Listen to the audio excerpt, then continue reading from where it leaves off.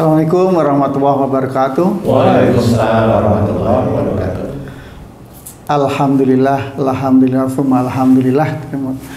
Para sahabat beriman semuanya, kali ini temanya cukup menarik dan populer tentang doa dikaitkan dengan anak yatim. Kita ngasih santunan, kemudian kita minta didoakan oleh anak yatim, atau kita kumpulin semua di masjid, di panti dan sebagainya. Kemudian juga ada lagi nih doa yang mudah dikabulkan, yakni doa orang yang teraniaya. Nah, saya masih bingung nih, gimana sebenarnya ya kok bisa terpilih oleh Allah bahwa ini mudah dikabulkan? Apakah memang demikian? Nah, yuk kita tanya ke guru saya ya, guru Anda dan guru kita semuanya. Assalamualaikum Ustaz. Waalaikumsalam warahmatullahi wabarakatuh. Ini tentang doa ini Ustaz. Iya. Doa untuk anak yatim. Anak itu udah kan kita. Doa yang dikabulkan barangkali ya. Doa yang akan dikabulkan. Iya, mudah dikabulkan Allah. Gimana Ustaz? Iya, memang hadisnya benar sahih ya, bahwa doa yang mudah dikabulkan oleh Allah Ta'ala ini doa anak yatim, kemudian doa orang yang teraniaya, kemudian doa orang yang berpergian. Tapi berpergian tertentu nih ya? Tertentu nih. Nah, sebenarnya anak yatim juga tertentu nih. Teraniaya juga tertentu juga. Semuanya tertentu nih? Semuanya tertentu. Menarik nih sahabat beriman. Karena ini biasanya dipergunakan oleh banyak orang. Yang tadi Haji Hasan udah bilang, mengumpulkan anak yatim, kemudian disantuni, kemudian minta doa seperti itu. Kemudian ya banyak hal seperti itu. Nah, bagaimana dengan cara-cara seperti itu? Apakah itu menjadi Allah itu tergugah? Allah itu tergugah, akhirnya doa anak yatim yang disantuni oleh orang yang mengajak anak yatim tersebut datang dan orang itu minta doa kepada anak yatim, apakah itu dikabulkan Allah? Jawabannya insya Allah tidak. Ya, benar itu. Insya Allah tidak yang seperti itu. Itu namanya mau menipu Allah. Jadi dengan dasar dalih doa anak yatim ini yang mudah dikabulkan oleh Allah Ta'ala, dia bikin trik. Menyuap ya? Hah? Menyuap. Nah itu menyuap itu pada Allah Ta'ala bikin trik sebenarnya. Dia kumpulin anak-anak yatim, kemudian dia kasih makanan, kemudian kasih amplop-amplop, dia minta doa agar sukses. Nggak usah anak orang itu ada BUMN atau instansi tertentu atau ini yang dia afiliasinya itu mencari proyek, dia cari anak yatim, dikasih makan, suruh mendoakan agar instansi ini dapat proyek. Nah itu namanya mau menyuap Allah. Tapi nggak usah yang menyuap. Kadang-kadang KPK itu juga nggak disuap pun tahu sudah. Apalagi Allah kan gitu ya. Nah ini harus kita jelaskan agar orang itu bagaimana dia itu memberikan sumbangan atau memberikan sedekah kepada anak yatim, tapi Allah itu ridho. Intinya kan begitu Ci. Kalau yang tadi itu kan dia pokil, dia mencoba untuk menyuap Allah dengan memberikan makan pada anak yatim, kemudian memberikan sangu ya, itu agar dapat proyek umpamanya. Sama sih, hampir semua orang Muslim rata-rata seperti itu, rata-rata. Saya juga ada kasus itu Pak Ustadz. Kasus gimana? Jadi gini Pak Ustadz, dulu saya ada proyek nih Pak Ustadz, ini kasus proyek nyata di suatu tempat, mungkin tidak perlu saya sebutkan. Nah waktu itu berkumpullah kami, saya sebagai pimpinan proyek dan ada teman-teman ya Pak Haji ya. Teman-teman mengusulkan ini Pak Ustadz, Pak kita panggil anak yatim Pak. Loh maksudnya supaya bagaimana nih? Supaya proyek kita berkah gitu. Wah saya pikir-pikir karena banyak yang meminta gitu Pak Ustadz pada saya oke, kita ambil waktu itu hampir sekitar 50 orang Pak Ustadz. Nah 50 orang anak yatim di proyek belum lain nih. Nah ini kan teman-teman maunya datang itu supaya ada 3 permintaan itu yang itu pertama. diminta ya. Terus nah, ini kan bener ya ini ya. Jadi ini Mohon maaf ini nggak cerita bohong, ini beneran ini. Beneran ini. Demi Allah ini beneran. Demi Allah. Oh ya sudah. Kasus nyata. Kasus Jadi nggak hanya cuma ngepuk kepala di TV ngasih kan gitu nih, banyak nih. Itu 50 orang. Nah, itu tentu kita ada amplopkan uang juga, sejumlah uang, ada besek. Terus ustadznya bertanya, apa nih permintaannya? Kan gitu. Lah, karena saya yang sebagai pimpinan mau ndak mau, yang pertama proyek saya tepat waktu. Yang kedua, proyek saya tidak rugi. Yang ketiga, proyek saya tidak ada kecelakaan. Mintanya cuma 3. Jangan banyak pun. Gimana teman-teman? Oke Pak, betul. Nah, nanti ya, jangan dijawab dulu. Tapi intinya di situ ya. Intinya 3 itu. Tapi nilai proyeknya berapa M itu? Cukup lah. Cukup. 40-an. Oh, 40-an. Pancingnya tahu pakai berapa gitu, amplopnya berapa kali 50 gitu loh. Tapi saya mau tanya nih, amplopnya itu dari dompet pribadi atau Enggak. sebentar? Enggak itu sebentar. Enggak itu ada 2 kemungkinan. Satu, biaya itu diusulkan ke pimpinan dari kantor masuk atau diambilkan dari proyek. Wah, Ngapain lama? Dijawab aja nggak apa-apa. Nggak apa-apa dijawab aja. ambil dari proyek. Oh ya bagus lah. Ini kan dari proyek untuk proyek. Oke. Sudah kita doa. Dan Masya Allah, yang terjadi Pak Ustaz, Apa? terbalik dari yang kita inginkan. Proyek saya terlambat, Alhamdulillah. proyek saya rugi, Alhamdulillah. dan ada yang meninggal. Iya memang alhamdulillah kan ini kan terjadi. Alhamdulillah bukan karena senang, ini terjadi. Lah, sudah begitu teman-teman protes, protes ke saya lagi. Protesnya gimana? Loh, kita ini sudah gini Pak, gini. Kok kita gini ya? Kok gini? Lah saya ya bingung. Lah, maksud saya gini, apa orangnya kurang banyak? Misalnya, tahu Pak Ustadz, apakah apa itu namanya tadi? Amplop itu? Amplop itu, saya juga bingung. Jadi teman-teman sampai begini tuh. Wah, kalau gitu ngapain kita ngadain itu? Lah itu. Oke. Satu persoalan ini sudah menjelaskan banyak masalah sebenarnya itu Ji ya. Jadi begini memang. Makanya kalau tadi namanya mau nyuap Allah. Lah wong yang proyek aja KPK bisa tahu kan gitu, apalagi Allah yang malaikat itu ada di sebelah-sebelah manusianya. Makanya tadi saya sebagai manusianya tanya, itu usulan uang diambilin dari kantor atau diambilkan dari proyek. Nah kalau diambilkan dari proyek berarti ada sesuatu yang diambil di proyek. Iya, betul nggak sih? Betul. Itu ngambil itu maksudnya yang ownernya itu ikhlas atau tahu atau enggak tahu? Saya cuma tanya itu aja. Ownernya tahu. Ownernya tahu. Owner ini yang punya uang? Bukan. Oh ya sudah, jawab itu aja. Ownernya ya. Ada wakil owner, konsultan gitu ya, seperti itu. Ya. Tahu. Wakil ownernya. Ownernya tahu? Ownernya ya tentunya dari wakil owner lah, kan kita enggak sampai ke situ. Iya, maksudnya ownernya tahu nggak? Tahu ownernya? Tahu ya. Ada pengajian tahu? Tahu, malah seneng. Oh ya, senang. Ya, alhamdulillah lah. Jadi di sini ada cerita memang. Kenapa tadi saya cerita? Ini Allah mau disuap atau mau pukil kepada Allah Ta'ala. Hal-hal seperti yang Tung tadi cerita itu banyak di negeri ini. Dan itu saya selalu bilang jangan seperti itu. Itu namanya membodohkan Allah. Dengan sengaja membodohkan Allah. Kenapa? Nah, sebenarnya doa anak yatim yang dikabulkan oleh Allah Ta'ala bukan seperti yang Tung cerita atau yang di sini atau di TV ngasih itu di syuting, bukan yang itu. Biar nanti menang di pemilu, biar nanti, bukan yang itu. Salah kalau itu. Walaupun anak yatimnya terpenuhi secara materi, ya. Terpenuhi secara materi, tetapi ini jalan dari sisi syariatnya salah. Ini ada yang mau nakal sama Allah. Nah sebenarnya begini, kalau yang tadi jelas anak yatim itu dipanggil, disuruh kajian, disuruh mendoakan agar proyek seperti itu.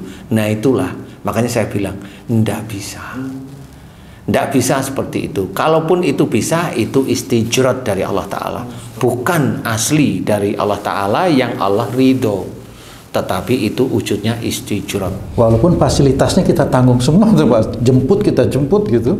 Lah itu kan yang punya keinginan, awalnya yang punya keinginan kan orang proyek. Jadi kalau namanya orang proyek punya keinginan ya begitu, ya dijemput, ya begini kan minta doa. Nah itu istilahnya itu kajian dengan anak yatim tadi itu yang saya berikan adalah itu memaksa anak yatim untuk mendoakan proyek dengan dikasih amplop. Jadi jangan cerita doa anak yatim ini dikabulkan oleh Allah. Enggak, itu namanya memaksa anak yatim mendoakan. Itu bukan doa anak yatim, beda.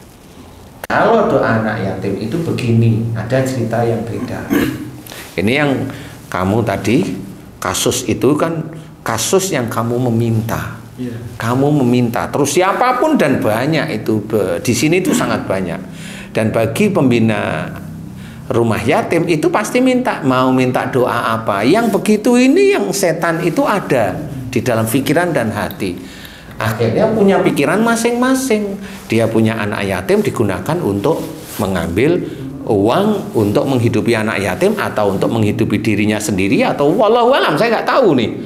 Itu yang akan menjadi pikiran masing-masing itu berbeda. Lah anak yatim ya hanya ikut aja wong disuruh pembinanya. Kan seperti itu. Nah kalau yang kamu nih ada yang lucu, yang nyuruh mereka gagal malah mereka protes. Protes sama siapa? Itu kan otakmu sendiri sebenarnya. Kan begitu. Yang benar ini jarang sekali dibicarakan oleh para pendakwah. Yang jarang itu insya Allah seperti ini. Kalau mau memberikan sedekah pada anak yatim, kasihlah sedekah di situ. Kalau ada pembinanya itu tanya mau minta didoakan apa, bilang sama pembinanya, saya tidak perlu didoakan, saya hanya memberikan sedekah. Oh malah. Ya itu insya Allah yang benar. Sehingga itu juga mendidik pembinanya. Jangan sampai kita bersedekah pada anak yatim, ini ngomong minta didoakan apa. Kalau kita ngomong tolong agar saya sukses, berarti ini bukan sedekah, namanya jual beli doa. Begitu. Nah, kalau saya sih mau kalau yang jual beli doa. Kalau urusannya dengan Allah kan nggak seperti itu, harus dengan syariat yang benar. Jawablah pada pembinanya, saya hanya memberikan sedekah pada saudara saya di sini. 2 kali datang, saya hanya memberikan sedekah pada 3 kali, 4 kali, 5 kali, 6 kali. Nggak tahunya pada waktu kamu itu memberikan sedekah, di balik pintu di jendela sana itu ada anak yatim 1. Dia lihat, dan dia lihat kamu itu 3 kali. Dan suatu ketika, namanya hidayah itu Allah yang mengatur. Dia tanya sama pembinanya, Abi, itu siapa? Itu biasa ngasih sedekah. Saya udah lihat 3 kali. Dia minta didoain apa, Bi? Ini anak yatim kan begitu. Dia nggak minta apa-apa, sombong kali dia. Biasanya bisa gitu, sombong kali dia nggak mau minta doa kita. Ini si anak yatim itu malah mikirnya beda. Yang lain itu banyak, hampir 100%. Banyak minta doa, ini kok nggak minta doa. Baru dia ngomong, ya Allah. Paham? Doa itulah yang insya Allah dijabah oleh Allah Ta'ala. Walaupun dia 1 anak yatim, yang lain enggak, tapi dia ngomong. Itulah yang dikabulkan Allah. Dia doa aja, ya Allah, itu bapak itu kesini sering memberikan sedekah pada kami. Aku mohon ya Allah, kabulkan hajatnya. Itu aja. Amin. Apa? Kayaknya sulit kalau yang seperti itu ya Pak Ustadz ya. Loh, masuk surga itu sulit. Ya kerjakan yang sulit. Nah, kalau mau gampang-gampangan ya begitu. Jangan. Gak bisa. Makanya yang begitu itu yang orang gak akan tahu. Walaupun pembinanya, abinya itu bilang, sombong kali dia nggak mau kita doain. Itu kan orang yang nggak tahu juga dia berpikir begitu. Padahal yang benar malah yang kamu. Enggak, saya ngasih sedekah lillahi ta'ala. Walaupun dia punya pikiran, walaupun dia pembimbing, pembina di situ, dia masih manusia. Masih aja otaknya punya sesuatu yang setan itu bergulir. Padahal kamu niatnya baik beneran. Tapi akhirnya kamu sekali, 2 kali, 5 kali di situ dengan ikhlas, dengan ini nggak perlu itu. Tapi dibalik kamu yang tidak tahu ada orang di sana, anak yatim beneran. Lihat aja berkali-kali kamu di situ. Dan itulah yang ditunggu oleh Allah Ta'ala. Nah, ini yang memang itu jarang. Kalau kayak proses kayak kamu itu memaksa anak yatim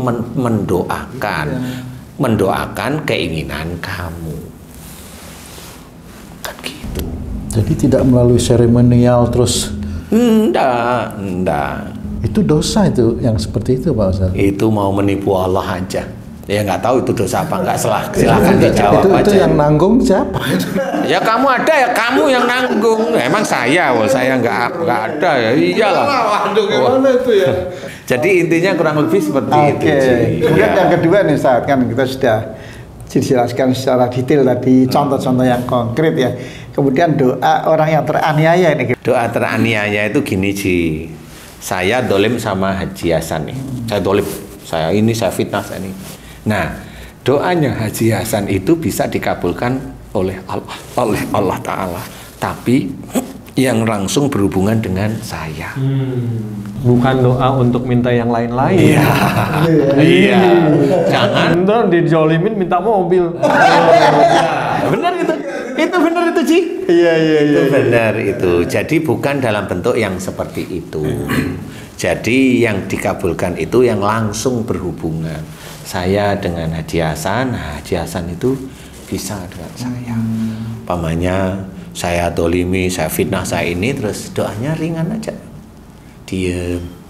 Tuh yang dolimin saya kan begini tuh Allah. Ya saya tidak menjawab, tapi ya saya mohon mudah-mudahan bisa rezekinya kayak itu aja deh Allah. Saya maafin dia aja. Gitu. Boleh sih, tapi berhubungan langsung di titik itu. Jadi itu yang berhubungan dengan yang orang yang berbuat zalim. Istilahnya kalau orang yang dizalimi Haji Hasan, saya zalimi kemudian ini mulutnya apa gitu, itu bisa dikabulkan sama Allah Ta'ala. Walaupun doanya mudah-mudahan ketabrak mobil, gitu bisa? Nyumpain ya? Ya nyumpain. Walau-walau ya, tapi saya nggak tahu ya, bisa aja. Karena orang yang seperti itu biasanya memang zalim sekali. Jadi bisa aja itu lewat Haji Hasan. Nah, pada saat Haji Hasan doanya seperti itu kemudian dikabulkan, Haji Hasan mau apa? Mau bangga dengan dikabulnya doa? Kan tetap ada ujian lagi. Itu gara-gara saya dimaki, saya ini. Akhirnya kan bangga. Sumpahin dia. Iya, akhirnya rusak lagi. Nah, ini sebenarnya ujian itu seperti itu. Nafsu itu selalu melintas ada dalam hati dan pikiran kita. Jadi kalau istilahnya setan itu selalu membisik-bisikkan hati kita itu teori. Aslinya itu ya begini ini, kita harus merangkan satu persatu. Walaupun Haji Hasan didolimi, mendoakan orang tersebut itu mamanya tabrak mobil dan kejadian. Padahal kejadian sendiri itu memang betul orangnya sudah disiapkan oleh Allah Ta'ala. Pada saat Haji Hasan bilang seperti itu, nah benar-benar ketabrak beneran, Haji Hasan kan menjadi penguji. Ya, cerita itu menjadi penguji Haji Hasan mau apa. Kalau Haji Hasan itu mamanya langsung, nah benar tuh, itu gara-gara dulu saya tuh di ini. Nah akhirnya kan membanggakan dirinya, ujub riak di situ. Akhirnya selesai, kosong semuanya. Tapi kalau Haji Hasan itu termasuk imannya yang kuat, termasuk yang ini, ketabrak mobil langsung astagfirullahaladzim, ya Allah ampuni aku ya Allah. Aku pun sebenarnya nggak ingin bercerita seperti, tapi kok ya ketabrak, ampuni aku ya Allah, astagfirullah, ampuni aku ya Allah, ampuni dia, ampuni dia. Nah ini yang sudah mulai baik. Jadi tidak terpicu dengan ketabrak mobil sehingga ujub riya itu muncul, tetapi malah mohon ampun. Itu insya Allah yang terbaik seperti itu.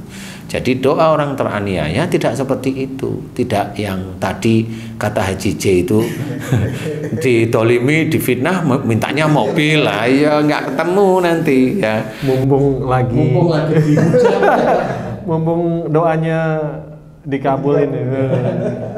Ya, tapi insya Allah nggak di titik itu ya, benar-benar ya. Jadi teraniaya, apakah mohon maaf ya, saya hanya menceritakan apakah pengemis di jalan itu teraniaya? Wallahu alam, saya nggak ngerti. Dia teraniaya atau dia menipu kita, nggak tahu juga. Tapi kalau mau ngasih, kasih aja. Kalau enggak. Kalau enggak, jangan ngomong yang aneh-aneh. Masih muda kok nggak mau kerja, nggak perlu ngomong seperti itu. Nggak perlu ngomong seperti itu. Maksudnya apa? Bisa aja besok anaknya muda nggak bisa kerja, lah kan bingung. Lah jangan seperti itu. Kalau enggak ya nggak ngasih, ya nggak usah ngomong seperti itu. Karena itu akan menjadi catatan di hadapan Allah Ta'ala. Nah intinya bahwa doa orang teraniaya itu bukan di doa terus kemudian dia teraniaya, doa macam-macam dikabulkan. Insya Allah nggak seperti itu. Tetapi doa yang berhubungan langsung dengan orang yang menganiaya dirinya. Jadi orang yang ngemis di jalan itu apakah dia teraniaya? Wallahu a'lam. Bisa aja suami istri itu di rumah malah saling menganiaya sebenarnya. Ya toh? Yang laki itu arogan, si istri ya gampang emosi, ya akhirnya ya menganiaya dirinya. Tapi kenyataannya bisa aja doanya nggak dikabulkan walaupun dia sholat, walaupun dia minta ini. Karena apa? Karena nggak mau belajar. Bahwa saya arogan, nggak mau belajar, istrinya emosional, nggak mau belajar. Ya akhirnya pisah, nah seperti itu. Belum lagi nanti di akhirat, kalau itu benar-benar terjadi, arogan sampai meninggalnya, jangan punya cita-cita besok kita itu nanti ketemu di surga ya, Mah. Jangan ngomong begitu karena arogan, karena emosional berdua. Harusnya ngomongnya, Mah besok kita ketemu di neraka ya Mah. Nah itu yang benar itu harusnya seperti itu. Karena dia dengan sengaja tidak menjaga dirinya dan keluarganya dari api neraka. Nah itulah, jangan berharap nanti di akhirat bertemu di surga kalau di dunia ini ujiannya nggak lulus. Istri emosional maunya dimanja, si suami arogan, nggak ketemu akhirnya. Nggak ketemu kan ya bubar semua. Ini keluarga mau kemana? Sholat ya hanya sholat 5 menit, dia ngomong aja berjam-jam. Nah kan salah semua ya. Nah inilah yang harus kita ketahui, bahwa keluarga itu adalah keluarga yang bisa aja tidak bertemu di surga. Lah kan orang Islam besok kan masuk surga. Jelaskan titiknya masuk surga. Kalau dia itu dihitung amal solehnya lebih sedikit dan minus daripada dosa-dosanya. Kapan masuk surga sekarang? Seperti itu. Makanya kalau saya menceritakan, saya tidak mau menjadikan pendengar atau netizen atau taklim jamaah itu seneng maunya masuk surga. Tetapi yang saya berikan adalah susahnya menyelesaikan masalah dunia, itu yang harus saya berikan. Karena yang susah itulah insya Allah itu jalan menuju surga. Karena orang hanya dikasih, nanti orang Islam masuk surga, terangin dulu Islam yang mana yang masuk surga, kan seperti itu. Kalau dia dolim aja di keluarga, dia pokil aja cari rezekinya, dia nyari rezeki dari mulai muda, dia kerja di instansi yang itu nyuri terus. Lah kapan dia bisa masuk surga? Lah ya, sholat itu hanya 5 menit, dia nyuri itu puluhan tahun. Dan nggak selesai pada saat dia kerja itu berapa jam? Ambil aja 8 jam ya. Iya, 8 jam. 8 jam sehari. Sholat itu mau berapa jam sih? 5 menitan aja sholatnya ya. Itu 5 kali tambah sunnah ya. Berapa? 7 tambah sunnah 8, 10 lah ya. 10 5 kali 50 lah ya. 50 menit sehari. Nggak sampai 1 jam. Lah dia kerja itu 8 jam, pikirannya mau nyuri, untung di sana, untung di sini, untung. Itu gimana? Itu orang yang kerja di situ itu nggak takut apa ya dia itu besok itu masuk neraka. Kalau dia itu sudah datengin ustadznya terkenal di TV, dia sudah nganggap dia itu masuk surga lagi. Ngasih ustadznya 10 juta umpamanya. Aku agak lebih 20 juta karena ustadznya itu ngerengek aja. Minta proyek umpamanya, kan gitu ya. Hah? Ah, pernah begitu? Pernah. Ngerengek aja minta kerjaan, kan gitu ya. Akhirnya udahlah sekali lagi lah. Kalau udah begitu tuh orang yang dengerin kajiannya dia itu udah mikir dia itu ahli surga. Anggapnya setelah itu istighfar terus dosanya diampuni nih. Nah, Ustaz. iya. Padahal dia dengerin ustadz yang ngomong juga nggak dengerin amat loh ya. Nah, di sini itu mau bagaimana? Kalau kita lihat kajiannya itu kajian biasa. Kajian yang sejak kecil itu diomongkan. Ya gitu, lah mau gimana sekarang? Saya mamanya dakwah Isra Mi'raj. Kalau saya cerita tentang Isra Mi'raj, lah sejak dulu tuh yang hadir itu sudah pinter daripada saya. Sudah hafal dan lebih detail lagi ya. Iya dari SD kan gitu sih. Lah kalau saya mau cerita dakwah saya itu bisa menjadi pahala itu yang gimana wong yang datang itu lebih pintar. Lah sebelah mana? Ya carilah yang agak lebih beda dikit daripada yang dia hafal. Yang mana nih Isra Mi'raj itu dapatnya apa? Sholat. Oke. Kalau sholat semua orang udah pintar semuanya sholat. Ayo sholat yang berhubungan dengan apa? Sholat yang berhubungan dengan perilaku. Inna sholata tanha 'anil fahsya'i wal munkar. Nah, itu baru diolah. Nah, orang jarang yang tahu.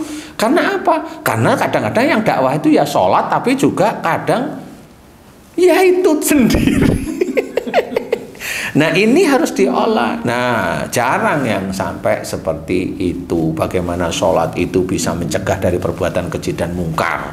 Padahal diceritakan dalam hadis Tirmizi bahwa nanti pada saat orang meninggal yang dihisab pertama dilihat adalah sholatnya. Tapi dia sholat tapi nggak bisa menjaga dari perbuatan keji dan mungkar lah. Ya mau apa lagi yang disombongin ya. Iya betul ya. Nah inilah yang harus kita ketahui Ji. Jadi doa-doa yang dikabulkan oleh Allah Ta'ala itu tidak serta-merta langsung dikabulkan oleh Allah Ta'ala. Tidak seperti itu. Pak Ustaz, kalau mau tanya dulu sedikit. Misalnya nih ada seorang bawahan, dia menjalankan perintah atasan, tapi nggak sesuai dengan hati nuraninya, nggak sesuai dengan hati nuraninya lah gitu. Apakah itu dia termasuk orang yang teraniaya itu Pak Ustaz? Bentar, ini pertanyaan bagus nih. Ulangi lagi tuh, agak deket sih. Ulangi. Ya. Gimana? Saya belum jelas.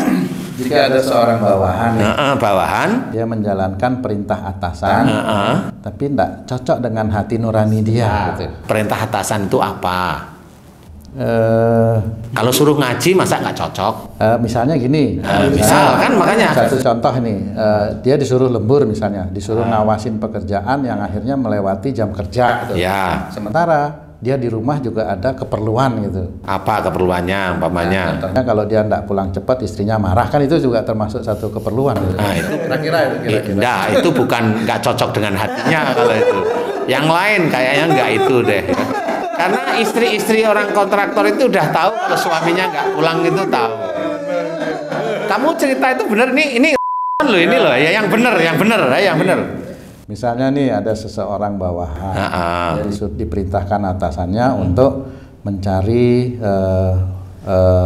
uang lah gitu di proyek gitu kan. Di proyek tambahan dari uang proyek tambahan itu ya, sebenarnya. Ya. Dari utak-utik proyek ya. Disuruh cari. Tapi utak-utik itu kan nggak 1 juta, 5 juta, 10 juta toh? Ya banyak lah kira-kira. Miliaran maksudnya? Ya ratusan lah. Oh ya sudah. Seperti itu. Wah ini harus hati-hati nih jawabannya nih. Tapi dia melaksanakan itu tidak cocok dengan hati nuraninya. Oke. Ini apakah teraniaya? Teraniaya. Oke. Seperti itu, Pak. Ya saya jawab nih. Insya Allah mudah-mudahan ini diizinkan benar ini saya. Jadi gini, kalau memang dia sejak awal tahu utak-utik proyek itu dapatnya itu miliaran, dia tahu bahwa itu kan nyuri. Nah, karena itu perintah atasan, dia kerjakan. Padahal di dalam Quran itu saling bantu dalam kejahatan termasuk dosa. meskipun nggak makan duitnya, Ustaz ya, mau dikasih duitnya dia nggak mau gitu karena sudah tahu duit dari takut-takut gitu ya. Iya, tetap dosa walaupun dosanya tidak sebesar yang itu. Karena kan membantu dia. Dia harus secepat-cepatnya pergi dari lingkungan itu. Mohon pada Allah Ta'ala. Nah, ini bedanya di situ. Ini orang yang tegas dari sisi iman. Tapi pertanyaan saya, orang yang tahu dia disuruh utak-atik uang itu tadi dan hasilnya miliaran, pertanyaan saya di titik itu masih ada. Dia tahu, dia merasa teraniaya setelah pensiun, apa dia dulu nggak punya pikiran, nggak punya pikiran teraniaya malah menikmati. Nah, ini kan ada pertanyaan nih. Kebetulan dia tidak menikmati. Dia nih ya. Tapi ada yang menikmati. Ada yang diberi uang itu kan menikmati. Yang diberi uang itu ada. Terus doanya alhamdulillah rezeki anak soleh. Padahal dari uang yang nyuri tadi. Nah, ini salah. Makanya kalau ada orang bilang ini rezeki anak soleh, itu saya bilang orang itu ngawur, nggak boleh. Dia merasa dirinya soleh. Padahal kalau uang itu nyuri, terus bagaimana yang soleh kok nyuri, kan begitu. Jadi itu kalimat yang jangan sampai keluar seperti itu.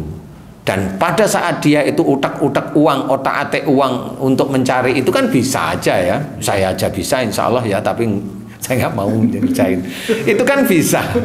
Itu sebelum ini udah bismillah, mudah-mudahan kita dapat. Loh, mudah-mudahan kita dapat mencurinya malahan.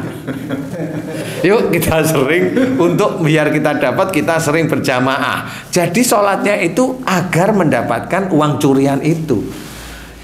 Itu yang tidak pernah dibahas oleh mereka-mereka dan para pimpinan. Di situ saya nggak keras dengan yang begitu, saya hanya mengingatkan, mbok ya berhentilah seperti itu. Mbok ya ingat, anak istrimu itu udah kamu kasih makan uang yang haram. Janganlah, ayolah berhenti. Kalau mau kerjain aja biasa. Kalau bertahun-tahun nggak punya bonus ya nggak apa-apa. Kan gitu. Wong bilang, biasanya sering bilang ini proyek kita rugi tapi dia beli kendaraan, beli tanah, beli rumah, kan lucu. Ini yang rugi siapa, yang untung siapa. Dan inilah yang harus kita ketahui. Jangan seperti itu. Ini harus kita pahami. Ya, mudah-mudahan ini bisa menjadi gambaran bagi kita-kita sendiri. Mohon maaf kalau saya terlalu berani bilang, karena memang ini harus diceritakan agar paham ya. Wallahu a'lam. Oke, Allah luar biasa. Mudah-mudahan kita terhindar dari makan atau menyentuh barang-barang yang diharamkan oleh Allah. Apalagi yang sudah kita setting dari awal itu, diutak-atik biar dapat, kemudian kita makan, kemudian kita kasihkan anak, kita kasihkan istri dan sebagainya ya. Dipatokannya jangan banyak uang, tapi uang yang berkah, meskipun sedikit tapi berkah. Insya Allah dengan berkah ziyadatul khair wa ziyadatul mal, bertambah banyak hartanya, bertambah banyak kebaikannya. Insya Allah itu dengan berprinsip semacam itu, insya Allah kita selamat dunia dan akhirat. Amin ya Allah. Amin. Ya. Betul, itu betul. Terima kasih banyak Ustaz Danu yang sudah menyampaikan banyak hal dan detail tentang doa anak yatim dan doa orang yang teraniaya. Ada kasus dari Pak Tung yang sangat menarik dan luar biasa sebagai ibrah bagi kita semuanya, termasuk yang nonton saat ini. Kemudian juga dari apa yang disampaikan Mas Haji Zai tadi juga luar biasa ya, celutukan syut tapi bermakna dalam. Nah, terima kasih, mudah-mudahan ini bermanfaat. Sampai ketemu di lain kesempatan. Wallahul muwaffiq ila aqwamit thoriq. Wassalamualaikum warahmatullahi wabarakatuh. Waalaikumsalam warahmatullahi wabarakatuh. Alhamdulillah.